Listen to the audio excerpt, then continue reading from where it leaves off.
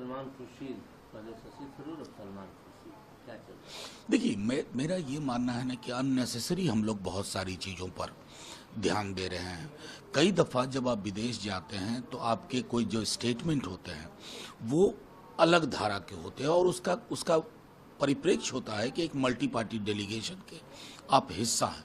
मुझे दुख इस बात का है कि बीजेपी की ओर से भी जो कुछ लोग नामित हैं वो घरेलू राजनीति के वैमनस्यता को विदेश की सरजमी पे ले गए।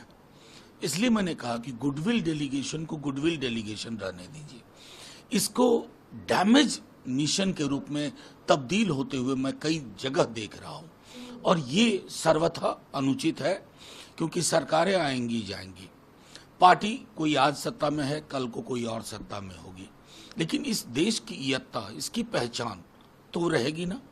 अगर आप कहेंगे कि इस देश में इससे पूर्व की सरकार ने ये नहीं किया, वो नहीं किया, तो कई पोतड़े इधर भी खुल जाएंगे।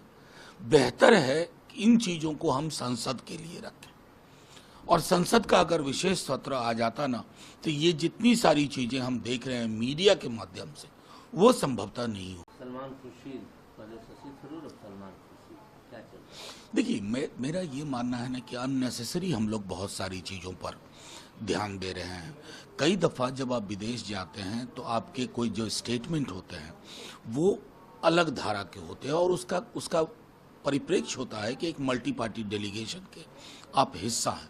मुझे दुख इस बात का है कि बीजेपी की ओर से भी जो कुछ लोग नामित हैं वो घरेलू राजनीति के वैमनस्यता को विदेश की सरजमी पे ले गए। इसलिए मैंने कहा कि गुडविल डेलीगेशन को गुडविल डेलीगेशन रहने दीजिए।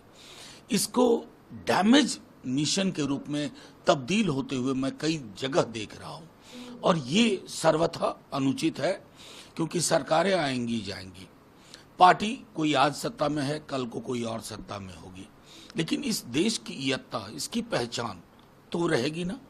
अगर आप कहेंगे कि इस देश में इससे पूर्व की सरकार ने ये नहीं किया, वो नहीं किया, तो कई पोतड़े इधर भी खुल जाएंगे।